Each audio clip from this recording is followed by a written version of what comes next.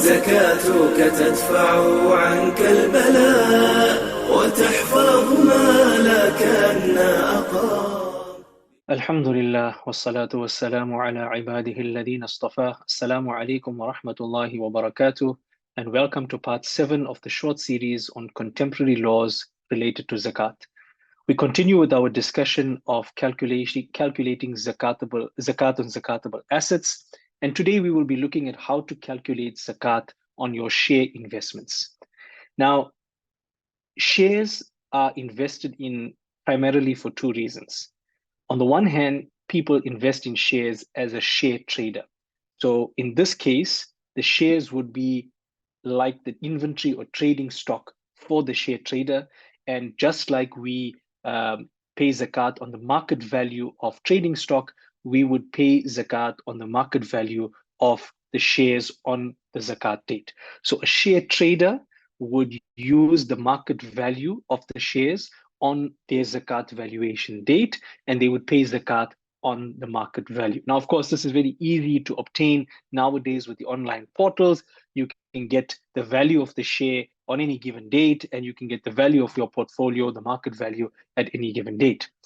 However, many people actually invest in shares as long-term investments for capital appreciation. So they don't buy and sell shares as share traders. Now, in that instance, the correct method of calculating zakat would be to look at the underlying zakatable assets of the company that one has invested in. So, for example, if one has invested in Mr. Price on the South African Stock Exchange and the JSE, one would look into the financial statements of Mr. Price to assess the zakatable assets, the cash on hand, any gold and silver on hand, any foreign exchange on hand, any inventory, and any debtors. And zakat would then be payable on the net zakatable underlying assets. So if a person is able to do that, then that is the most accurate way to calculate zakat. You would look at the value of these on one's zakat date or closest proxy to one's zakat date and use the underlying assets and one's proportionate ownership of those underlying assets. So for example, if you own 1% of the company and the company has 100 rands of zakatable assets, your value to be included would be 1% of that, which would be 1 rand, and that would be included as part of your zakat base, and you would then pay 2.5% of that 1 rand related to that investment. However, many people are unable to access that information and to do that calculation on a regular basis. So the ulama have also allowed market value of the shares on your zakat valuation date to be used as a proxy, even if you are a long-term capital investor. The similar principle would be applied to unlisted investments. So investments that are not listed on public stock exchanges, private investments that you've made, you would have to look at that particular company, assess the zakatable assets of that company, and then you would be liable to pay your proportionate share of zakat on those unlisted investments. Of course, if it is a majority Muslim-owned company, then the shareholders can agree that the zakat will then be discharged by the company on behalf of all of the shareholders. Of course, that would be something that you would need to assess. Generally, in most instances, and particularly in non-Muslim countries, that is not the case. So you would need to calculate your share of underlying zakatable assets.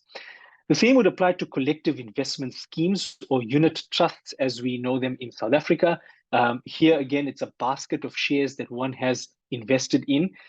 If the fund manager is able to look at the underlying assets of each investment, and sometimes there can be 100 or 200 investments in there, that would be the most accurate way of obtaining the zakat value. But if that's not possible, then the market value of the collective investment scheme or the unit trust on the zakat valuation date, or as close to the zakat valuation date as possible, should be used for the valuation for zakat purposes. Now, remember, in all these instances, there's certain estimates that are being made, and sometimes you are allowing a few days leeway because of the obtaining of information and valuation. So in such an instance, it's always better, ihtiyatan, out of caution, to add a little bit extra onto your zakat amount to cover for any shortfall that may occur as a result of this estimation. This brings us to the end of this session where we discussed zakat on investments. Inshallah, we will continue in the future, in the next part, with additional zakatable assets. Subhanallahi wa bihamdihi, subhanakallahumma wa bihamdika, nashhadu an la ilaha illa anta nastaghfiruka wa natubu ilayk. لذلك قال الرسول الكريم فلد بالنداء تفز بالمرام.